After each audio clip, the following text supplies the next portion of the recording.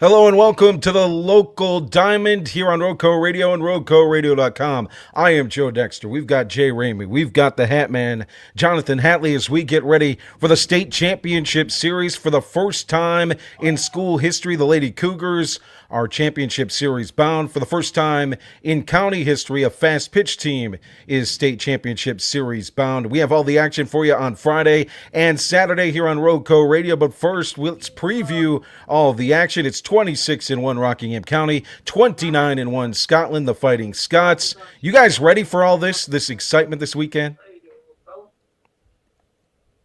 Hadley, go. Yeah, I'm definitely ready. I've been looking forward to this since the first time I watched this Rockingham County team play. This is a really special group. This Lady Cougar team, they've been fun to watch. They're an amazing softball team.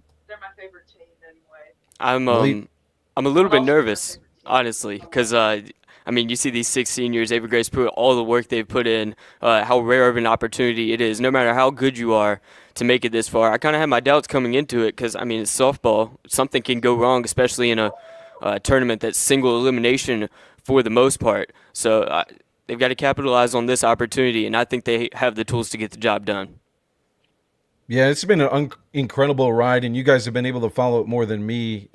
Getting into softball in general for us has been a blessing for Roco Radio, in my opinion, and I know you guys feel the same way. It's an unbelievable sport, and to see this team come together, we saw that they would be this skilled and they would have this opportunity, but to actually see it in front of us in the playoffs, the molding together in all kinds of different situations.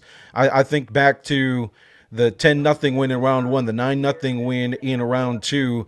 They don't get some hitting going in that Oak Grove or in that Piedmont game. Then they finally get it going and they get the run rule. Then they face some tough pitching and it's a 4-0 win. In the Crest game one, all it took was one run, one RBI single from Zoe Sneed. The pitching stepped up and the defense played spectacular.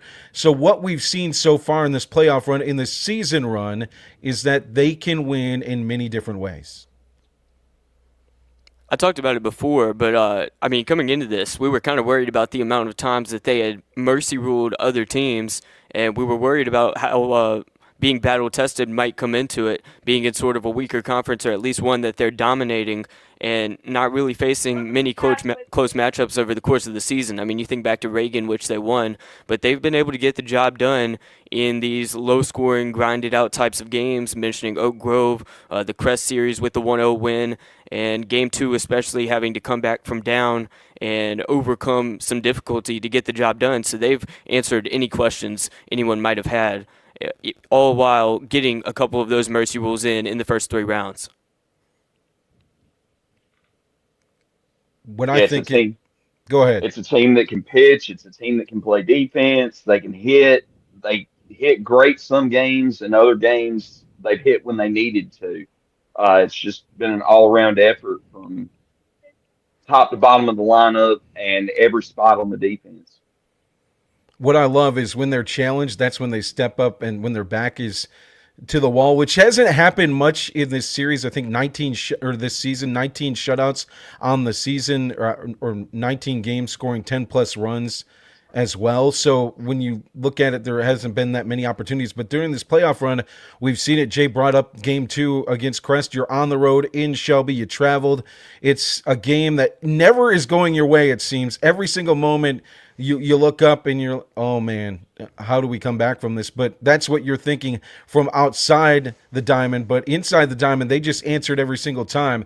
AGP inside the circle, you don't face that type of I wouldn't say struggle, but you don't face that type of adversity throughout the season really at any point, and you answer not only at the plate with that home run, but then in the 7th inning, ice water in your veins. You got the bases loaded. It's a 3-run game, back-to-back strikeouts to end it and send it back to home and to celebrate with a trophy in hand.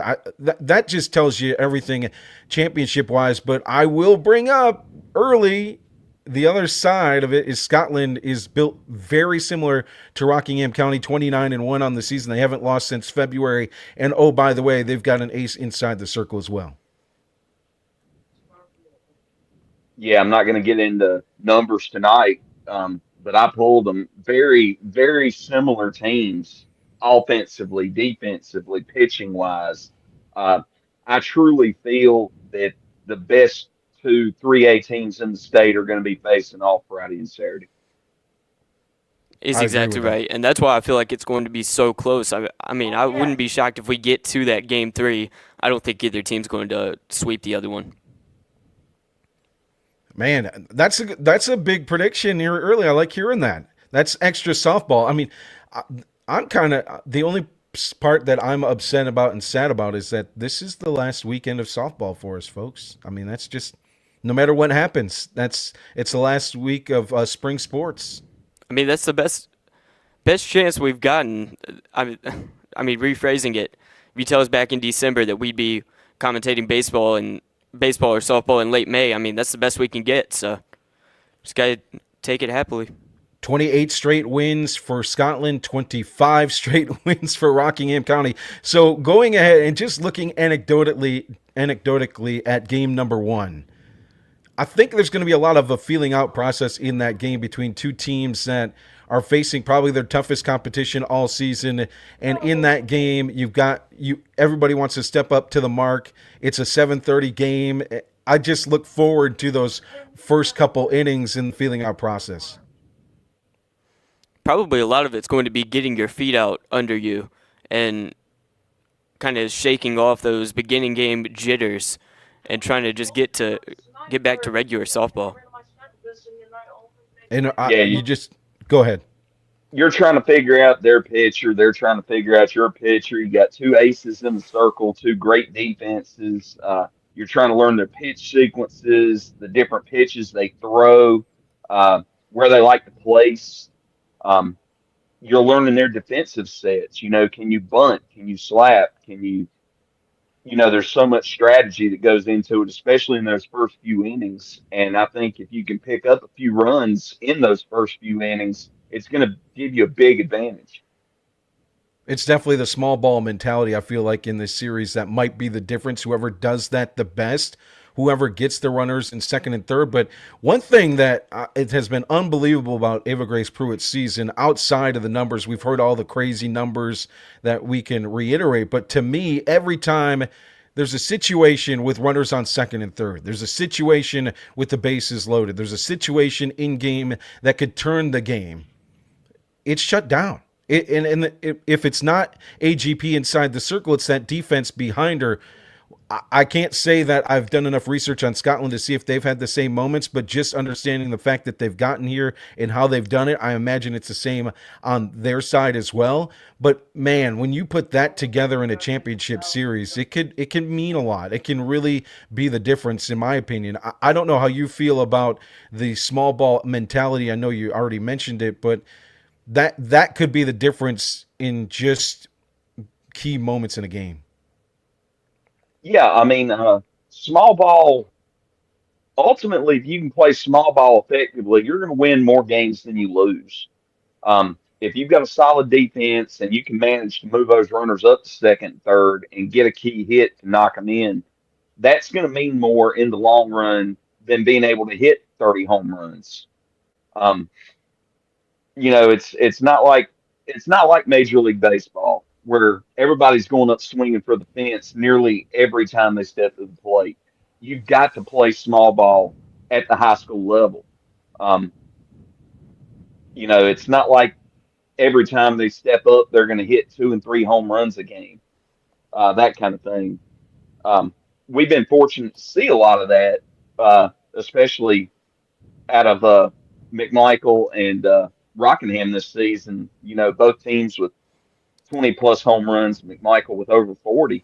But we've gotten to see a special season this year, and small ball's been a big part of it. Hitting in key moments.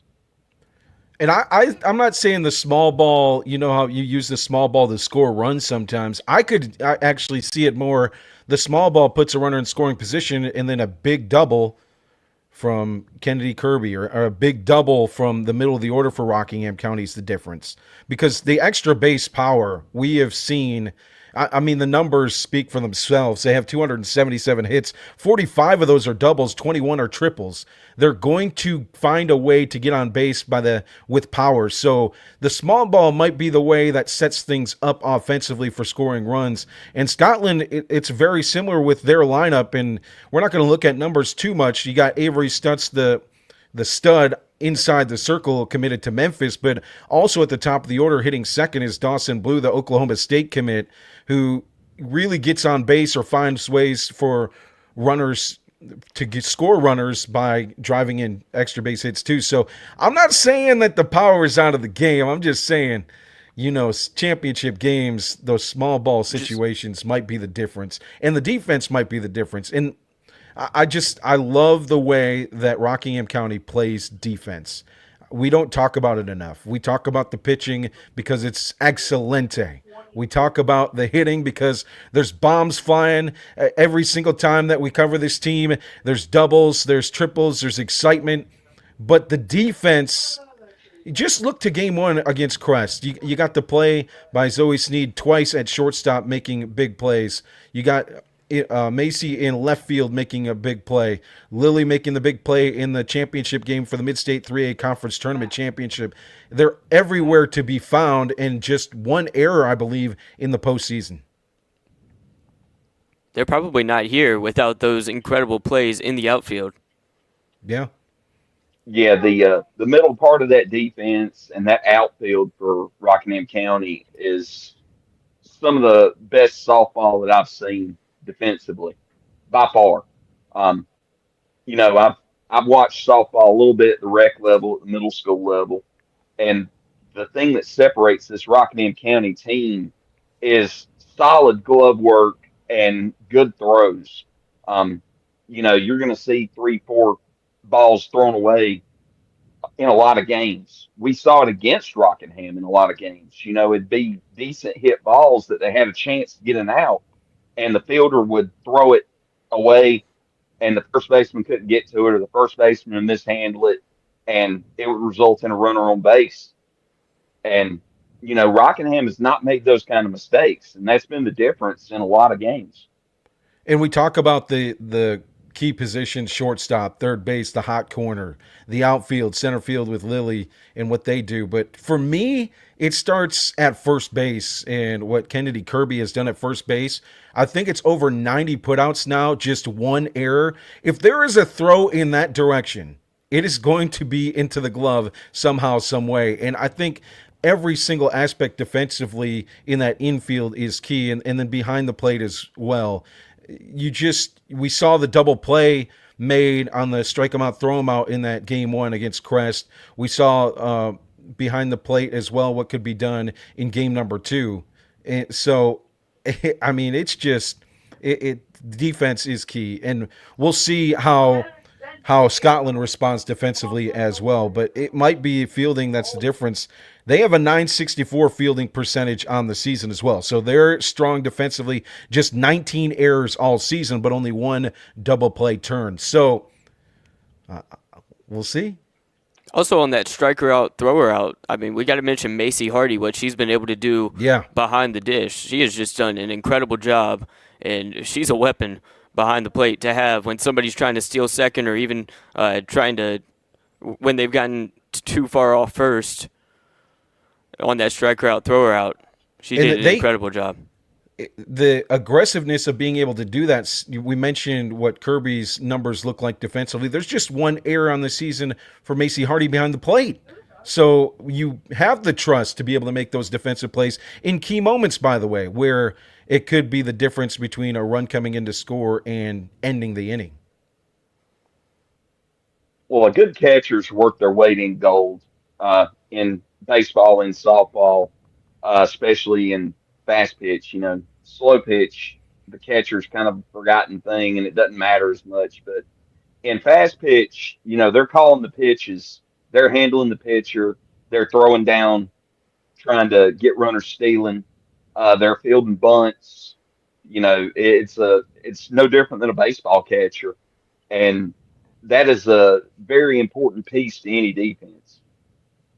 All right, let's go to the comments here for just a bit. I refuse to put this on the screen for very long. We are not going to will this into existence. We are not going to will this into existence. I will say it a third time. This will not be willed into existence. Softball will be played. Are you on willing Friday it out night. of existence? Yeah, this is what we're doing. We're going to keep talking about it so much that, We are manifesting. like the We're weathermen doing the that go announcers out there. jinx. The weatherman goes out there and says, "This is what's going to happen." It doesn't happen, and he keeps saying that's going to happen. That's what we're doing right now because it won't happen. It will happen. I mean, it will happen.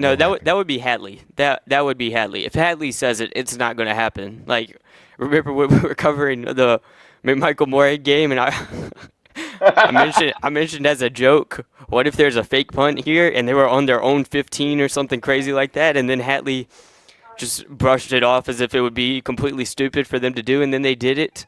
And did they get a touchdown on that play? I think they did. Yeah. It was either a touchdown or a pretty key first down. I don't remember. But So yeah. Hadley, we just need you to say that it's going to rain on Friday. Okay? Do it. It's gonna rain. It's gonna rain for the next 40 days and 40 nights. There we go.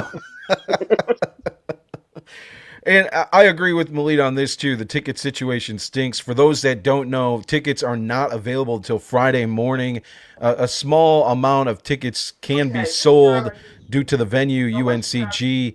And it's frustrating because every other school that's in a state championship in baseball and softball have a chance right now, besides 4A, they have a chance to buy those tickets right now. And so it does become frustrating as a fan, but it is what it is.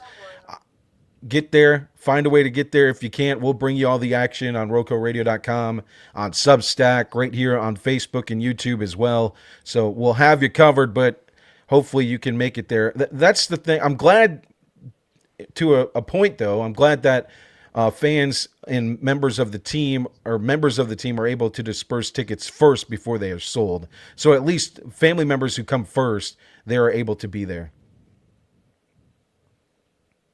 Yeah, and I can appreciate that situation to a point. The family members and the people from the school that want to attend, they really should have priority. Um, I feel the same way about you treat it like Cameron Indoor Stadium. They've got 9,000 and some seats, and students are the first ones to fill it up. And you've got families that have got tickets, and other than that, finding a ticket to a Duke game's tough. But um, I can understand why the NCHSAA does that. I think there's a untapped need there for bigger softball facilities through the state. Maybe find a centralized location, build a four field complex somewhere with a couple of thousand seats at least on each field, and you can make back the revenue from travel ball or whatever. Do we know how many people does UNCG seat? 500. Dang. Yep, 500 seats. For two teams, I believe, and correct me, boys, if I'm wrong, but both schools are vying for their first state championship. So that everybody wants to be there. That's the unfortunate part of it. And even if it was their 25th, like Reedsville, you still. Yeah, but my point is It's the still whole important. city, the whole county is going to want to be there for both teams because it is the first time. I mean, Especially for Rockingham County, with how close in proximity we are to UNCG, this isn't out in the middle of the mountains or something. This is close. but to the Hatman's point, It's almost a home game. yeah. To the Hatman's point, though, there's not a venue really across the state that you're going, yeah, this is the perfect one for a state championship series for 2 classifications. Well, next year it'll have to be 4 classifications. So that'll complicate things even more. I imagine Well, that's a different discussion for a different day, but I imagine that will be many more venues for softball and baseball championships, but we'll see.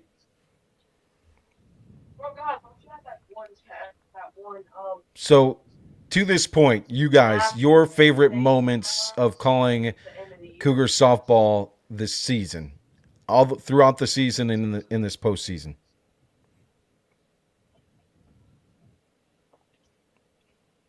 I mean, there's been so many. You know, calling. Let's see, calling Strickmeyer's Lineup's Grand first Slam. home run. Um, that was a fun one. You know, the grand slam from Lilla Strip Matter. Uh, some of Pruitt's pitching performances, the outstanding defensive play from Zoe Sneed. You know, there's been so many great moments. Yeah, I agree with that. I also think one of the best moments for me was that Crest game, just seeing those seniors run out onto the field, the six seniors that started the game and received that trophy. Long, hard fought battle. We thought we might be going back to Wentworth at multiple times during that game, and seeing them finally get to hoist that high above their heads was a big moment. The Lily Strip Matter Grand Slam, a lot of first home runs because that was Strip Matter's first home run of the year. Cameron Winett's first home run of her varsity career, as Hatley said. That's one of them. And Zoe Sneed's great plays in the infield, as Hatley says it as well.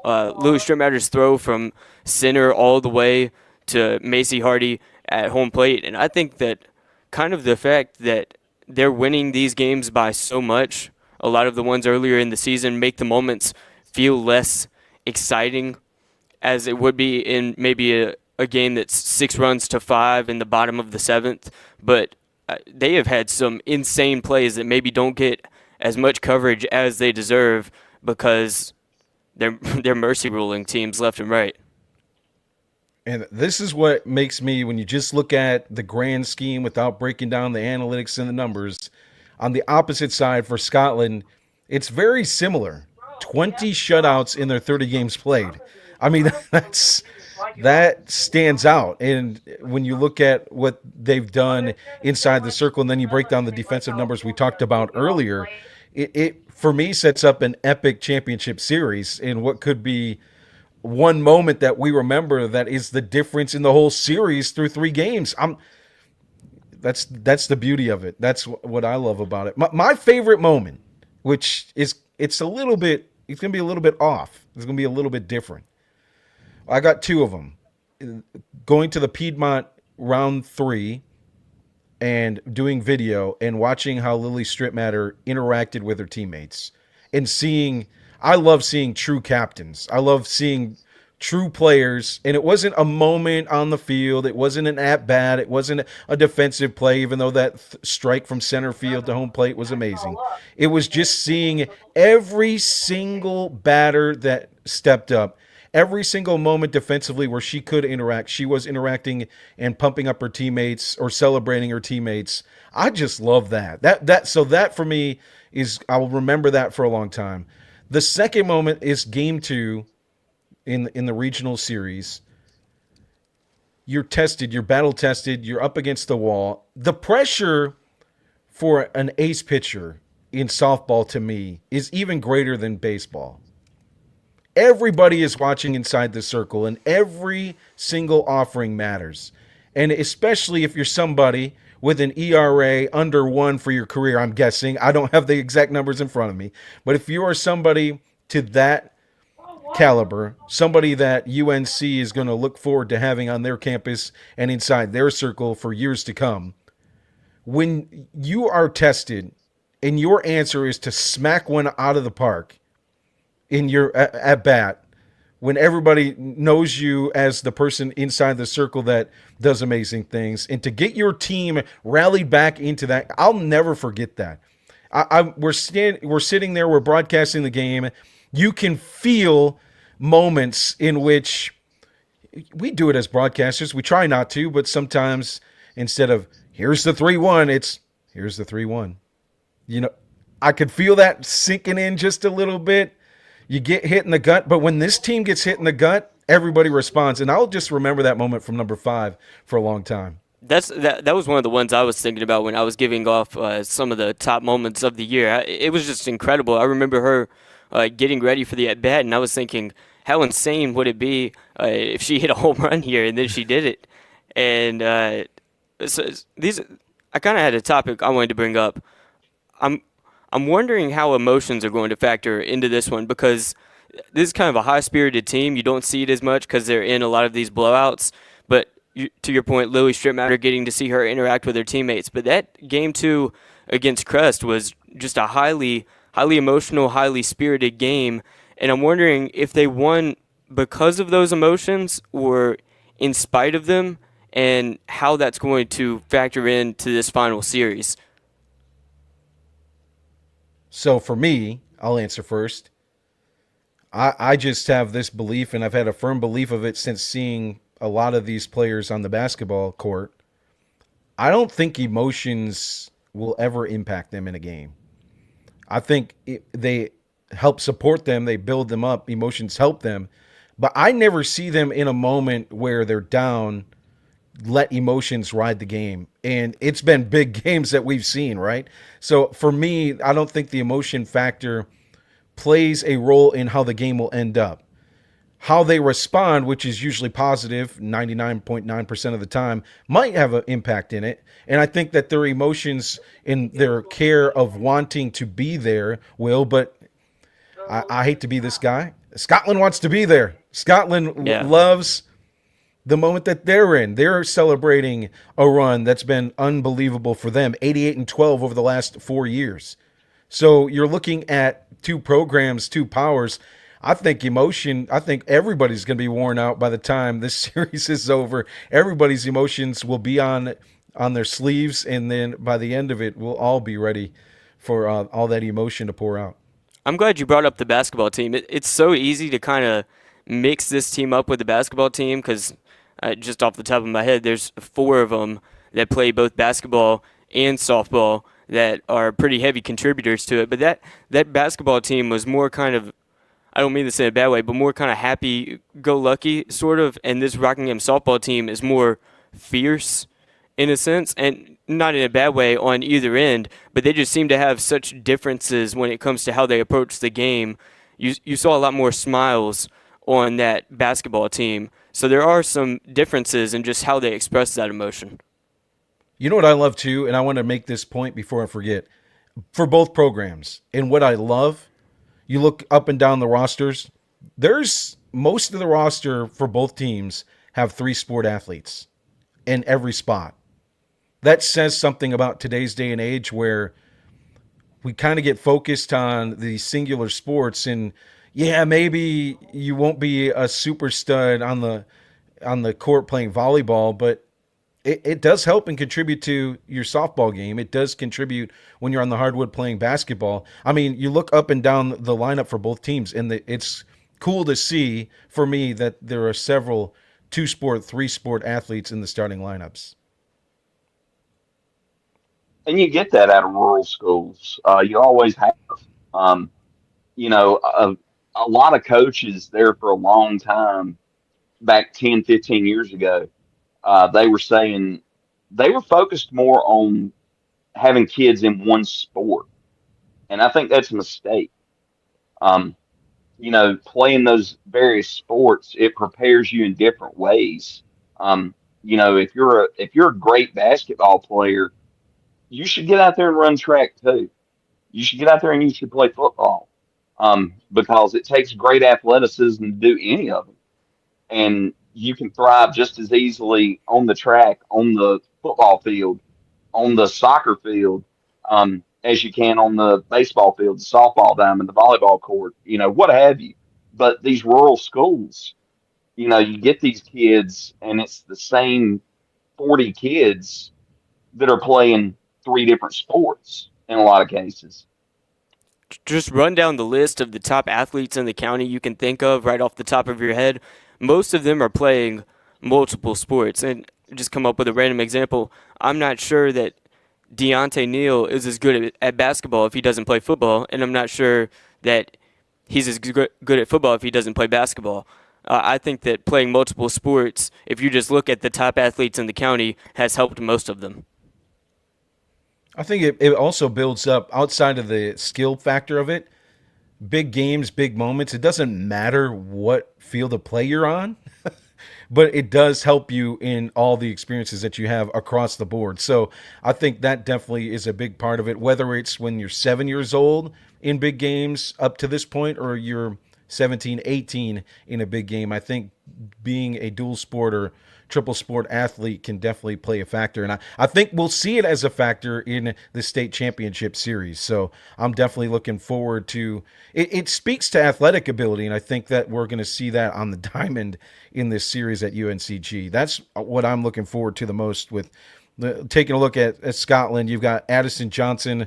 She has over 100 stolen bases, an all-state first team in volleyball. She's a Methodist commit to volleyball. Dawson Blue, the Oklahoma State commit for softball, several sport athlete, and Avery Stutz as well for the Memphis commit. And then for our squad, we can speak for days about the athletic ability of this team.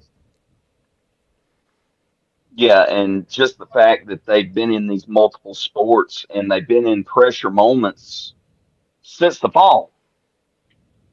They've played under pressure. They've been in big moments. They've been on the free throw line in a 1 point game with two shots. They've been out on the field at bat with two on and one out late in the game. They've been on the volleyball court when they're down by a point and they need to pick up 3 points in a row to close out the set. It's that kind of thing. They've gotten used to the nerves. They've gotten used to the pressure, and it's not something that ever goes away, I don't think. But you learn to deal with it better the more that you're in it. Yeah, I think Melita said it in the comments. She didn't want nerves to come into play. I think nerves are fine as long as they kind of help you focus in on what you're trying to accomplish. I mean, God gave us nerves for a reason. Here's my point. This is where I'm going to go with it. I'm going to be standing up or sitting down in a press box for this game, and I'm going to have nerves. And I'm not doing anything but opening up a mic and talking. So, yes, players, please bring the nerves to the game. That's my thought on it. Hadley's probably going to be the only person in the stadium who's not nervous. It's not a case of not nervous. You still feel that little twinge of, hey, this is a big moment. Channel it. This is a big moment. But, you suppress that, and it's like, all right, it's time to step up and perform. One key note for me is going to be runners in scoring position situations. In the playoffs, Scotland hitting .232 with runners in scoring position. Rockingham County doing much better at, I think, .369, something that's said. So I think one thing could be pitch count fatigue for both of these pitchers. They both have about the same pitch counts on the season. If you look at their numbers game by game, mostly the same amounts when it goes to games they've thrown 100 plus pitches, 80 plus pitches. If Rockingham can work up the pitch count while also keeping it down for Ava Grace Pruitt, that could be a serious advantage, especially if this thing goes 3 games. Because I don't think they'll be subbing in any other pitchers. The pitch count after game number 1 might be a huge indicator in this series and a huge factor. And I know that especially with no rest in between. There's no pitch count for softball, but it does. That's one of the most athletic moves you have to make in any sport on the mound. So whether it tires your arm or not, it does have to play some type of fatigue factor. Oh, yeah, as your legs get tired, as your arm gets tired, you're going to lose velocity. You're going to lose control over your placement as much. And you've either got to keep on going as hard as you can and hope that you can maintain your control and your placement, or you take a little bit off to get your control back, and then you get the chance to the hitters to catch up to it a little bit. It's the same for a major league pitcher late in the game. When he's got one hitter going, he's thrown 110 pitches, which you barely see anymore. But back in the late '80s, early '90s, and before. It was nothing for these guys to go 130, 140 pitches for a complete game, and they would pitch every 4 days. You had a four-man rotation back then. It wasn't five-man rotation. You don't have that luxury in softball. You got a lot of these teams have only got one ace pitcher, and they do the majority of the workload. Um, you know, I looked at uh, I looked at Scotland's numbers. They got one pitcher that's made a couple of appearances aside from Stutz, and the other one didn't have any numbers. And then on the Rockingham side, uh, Allie Humble's the only other one that's seen any mound time or circle time. Um, so the key thing that I think staying healthy is going to be the huge factor. If you manage to rip one back up the middle, and Lord forbid it hits the pitcher in their pitching arm, somebody's going to be in trouble. And Yeah. that adrenaline might make the fatigue worse. You might have that. I mean, you're amped up going into the game. You feel nothing, but then you might just by the fourth inning be completely fatigued because of all those nerves and all of that pressure building up. And I don't care what you're doing with your arm, whether it's pitching a softball or writing, whatever you do too much, it's eventually going to hurt. So while it may not be the same degree as maybe a baseball pitcher, it's still going to come into play, especially with no rest in between Friday and Saturday and potentially pitching twice on Saturday. This is a crazy stat for me that I want one number I want to use. 57 games played when you combine the two teams, just 2 losses. Okay? So that's the quality we're talking about. Inside the circle, those 57 games, just 18 earned runs have been given up in 57 games. Wow. That's it. That's it. So it'll be interesting to see how that translates to a championship series. I mean, typically it translates just how we're at the numbers, but anything can happen on the softball diamond. So we'll see how it plays out. If the one thing matters, you got to be able to get to Stutz. If you're Rockingham County, you've got to be able one time per game. That's it. That's And it. another number that I'll throw out there when you're talking about both team totals is 589. I know what that is. I bet you I know what that is. Run scored. No, that is total strikeouts between the two pitchers. Woo, man alive. Now, if you want to get into runs scored, that is 567 between the two teams. So Joe, something's I got to think you give. kind of alluded to it. You said you have to get to that one time if you're Rockingham. Maybe it'll be the same situation that we saw in that first Crest game where a Zoe Sneed hit is the difference, and that's why you've really, really got to get out on top early, or you might not be able to keep up. And that's why, for me, just indicators early in the series, runners in scoring position in the playoffs is so key because there's going to be 2 or 3 situations in a game where you've got runners in scoring position in a pitching matchup like this. If you're lucky, 2 or 3. And you got to take advantage and not leave runners on base. That's whoever leaves left. I'm pretty sure whoever leaves the least amount of runners on base will win this series. If you just look at numbers without us seeing a softball being thrown or fielded or hit in for Scotland yet this season, just that might be what the difference is. But there's so Yeah, many different. I think That's we're just so excited. There's so many different could be's. that's kind of the well, I thing looked with at these those softball numbers preview too. shows. You kind of have no clue what's really going to happen until game one. And after game one happens, and we've already seen what's happened in one game, we have no clue what's going to happen in game two. That Crest Rockingham County first game was really no indication of what was going to happen in the second game. And it's just hard to predict with softball, especially with 2 high-level teams that are exactly the same in so many aspects. And without getting too specific with numbers, despite the runs scored, both teams over the course of the season left well over 200 runners on base. There could have been a whole lot more scored out of both of these teams. They left the runners on base defensively or offensively? Offensively. Okay. Yeah, we'll see. We'll see. I'm looking forward to it. The beauty of it to me is this is not where I expected we would have been at this point of the year, not because of Rockingham County. I had a good feeling that Rockingham County would make this run because they're very talented.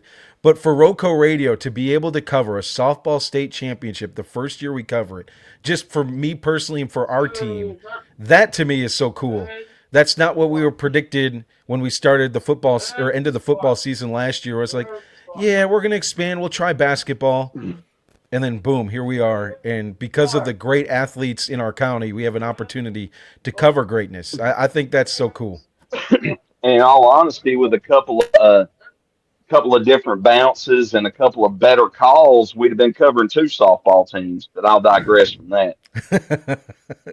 No, As you the young won't. kid bows his head and says, "No, you won't." Yeah, I'm sure you'll digress. You weren't even at. Hatley is no, I'm the- gonna call him out on this. He wasn't even at Crest Rockingham game 2, and he was making fun of the refs. He couldn't even see the pitches. You started talking about the umpire. Listen, he could see it through my descriptions. He Oh. knew. That's right. Joe paints a picture. That's Joe paints right. a He does. picture. That's right. So he could see. He knew. But when Joe can't tell where it's missing, that's an indication to me that it's probably not. Yep.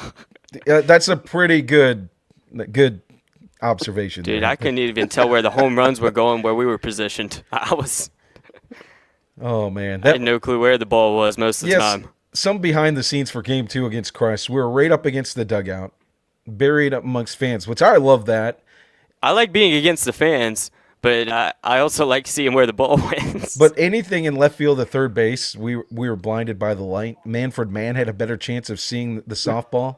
I mean, it's just but it was still a great call and still fun. But you just get those little moments. It'll be interesting to see where we call the game from at UNCG, game 1 and game Like 2. calling a game with Stevie Wonder.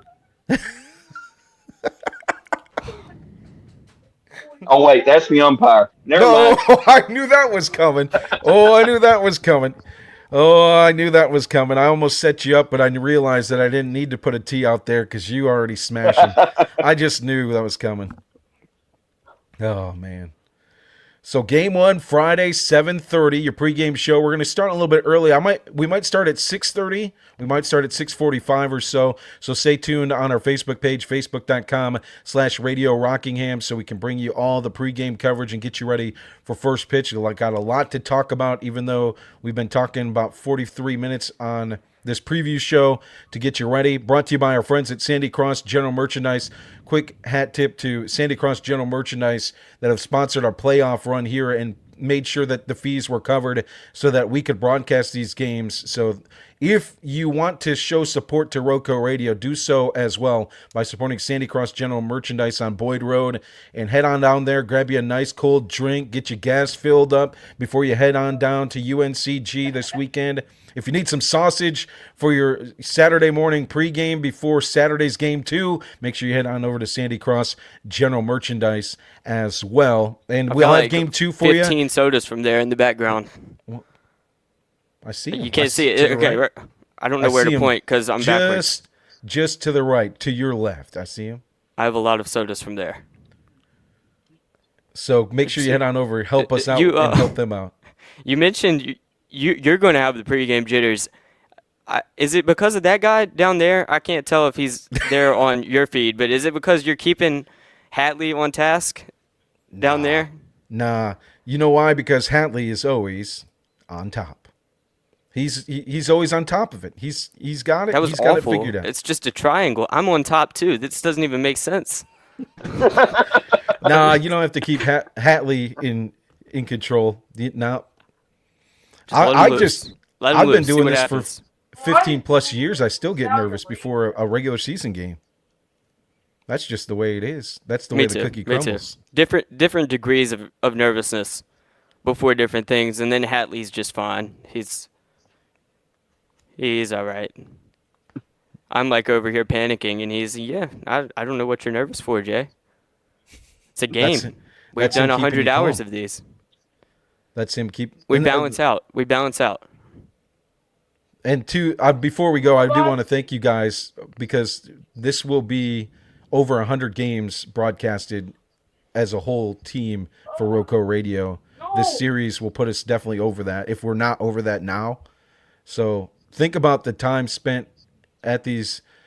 We wonder why we have so much passion for these teams. Well, we're there, and so I appreciate you guys stepping up with us and being there to cover games over 100. I think it will be by the time that the school season is out. So it's pretty cool. I mean, it's been a blast. I never expected when I started this thing that we would have gotten the chance to call two different state championship games in a school year. Um, it's been an amazing ride, and in mine and Jay's first year, you've been doing this for a little bit, but it's been an amazing first year, sort of our rookie campaign, and it's been great. Every time we start a new sport, they go to the state title. So if you guys are wanting your kid who plays, tennis or something like that to win a state title, just call us. No, I'm just kidding. Don't. Lacrosse. Start some lacrosse here in Rockingham County. Ooh, Get a state Sandy Cross. championship. We could get some good puns with that. It's time for Sandy Cross Lacrosse on Roco Radio at rocoradio.com. That's good. No, that's not Jay. Don't. You're the one who said it. You never let me go. You make sure that you punish me when I have terrible your puns. Call. You need to make sure that you stay on top of it. That was anytime you make a Sandy Cross pun, it works. Okay? Fair. All right, we'll be on the air Friday. Join us starting at 6:45, 6:30. Not sure we'll announce it on our Facebook page, facebook.com/Radio Rockingham. We'll have the coverage for you for game 1. We'll be back on game number 2 at 2 o'clock. Game 3, if needed, is at 8. We'll have your pregame show at 7:15 for that night. So that's, of course, weather permitting, which the weather is going to permit. The weather will permit. Whether it permits or not. We will not allow for this cloud over our heads. I couldn't find another rhyme.